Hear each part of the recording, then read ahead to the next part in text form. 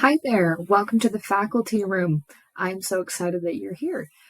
Today we're going to talk about increasing student engagement by using task cards and games. So this video is just an introduction to why I use task cards and just basic information about the task cards. So I just want to start by talking about how in your teacher toolkit, there's a lot of different strategies you can use to teach, and this is just one of the ways you can get students engaged. So I wouldn't say this is the end all be all, but I do think it's beneficial to adding into your toolkit. There is a lot of information, so if it's maybe overwhelming, I would suggest just rewatching the video or leaving a comment if you have a question and I can try to clarify. I'm also happy to make another video to clarify if a lot of people have a question. So let's move forward.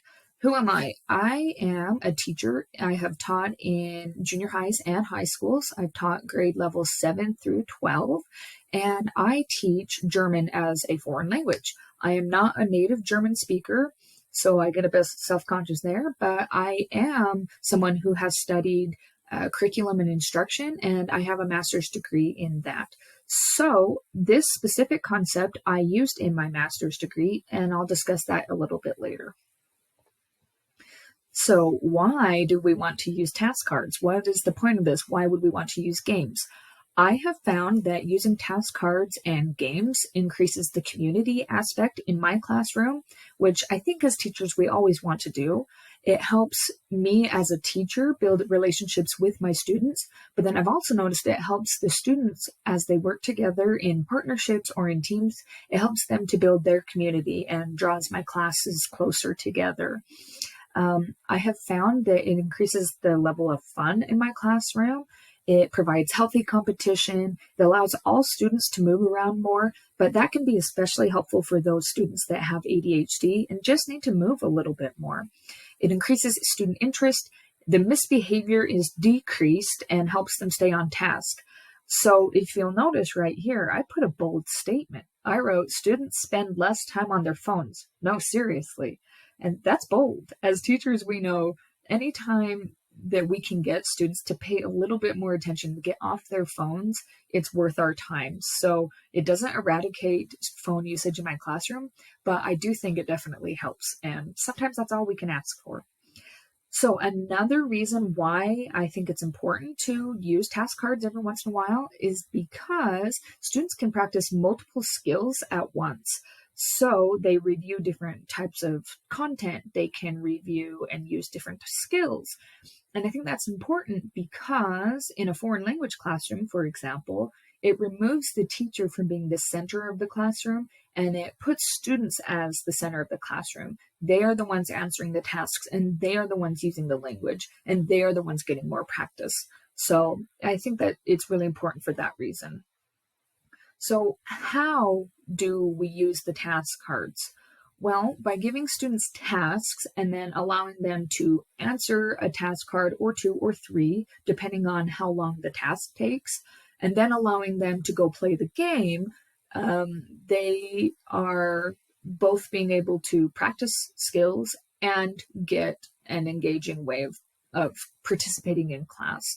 The content or topic that you're practicing in the task cards can be anything. You can use it as reviews. You can use it as whatever you need it to be.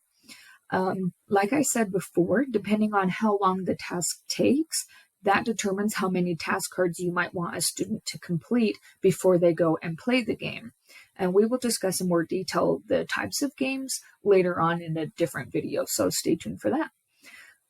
So an important factor of using task cards is increasing student accountability. How do we make sure that students are doing the tasks? They're not getting off task. They're not just playing the game. What is the accountability factor there? I have seen different teachers use different things. So there's really not one way that I say you have to do this thing. You can choose based on your professional opinion on what works best for you and for your students. I have seen where students write down their answers to the task cards on a piece of paper or on, for example, the learning management system they use. Maybe, for example, Canvas. The students enter their answers on Canvas and submit it that way. then teachers can hold them accountable and give points if needed. I have seen it where teachers pair up students together, and if it's a competition, they are trying to make sure that their partners are answering it correctly to try to earn points. So there's an aspect of student correcting student, and you can put out expectations on how to do that in appropriate ways. Another thing I have heard of is teachers will move around the room and they might require that students have them check off their answers before they go and play a game. And that allows the teacher to see right in real time how the students are doing on the topics and allows the students to get feedback if needed. Let's move forward. So in a foreign language classroom, there are different types of tasks that you can use for task cards, but really this applies to any concept that you're teaching. Let's say you're not a foreign language teacher. Let's say you're a social studies teacher and you are working on historical reasoning and historical skills. You can have different task cards to practice different concepts and different skills for historical thinking. For a world language class, you can use task cards that are simple translations. This is one of the most simple types of language practices where you translate something back and forth between the language that you're teaching and the language students are speaking. That's a simple way to do it. Another task that you can have students do is a speaking task. So perhaps you have a speaking prompt that students need to answer and they are responding and their partners are listening to them. Perhaps their partners need to respond. It can be a back and forth type of task. The listening aspect is actually what I studied in my master's degree. What I did was I embedded MP3 files, or perhaps you could also use YouTube links and embed them within the task card.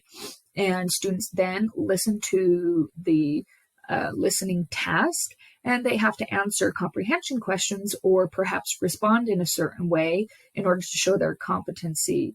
Another concept you can use is maybe if you have a small excerpt of a reading that the students need to do, you can put that reading onto the task card.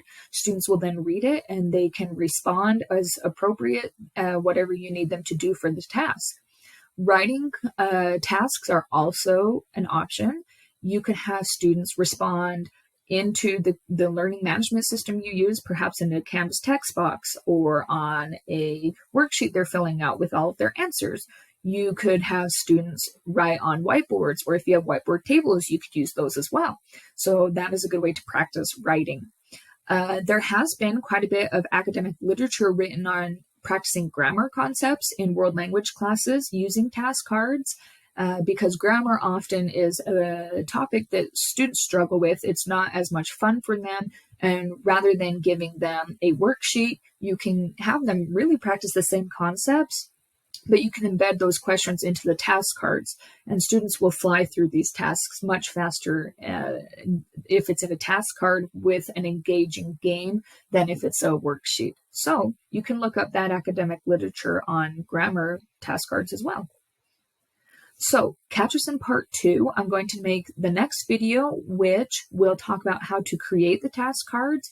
I will show you some different templates that you could use.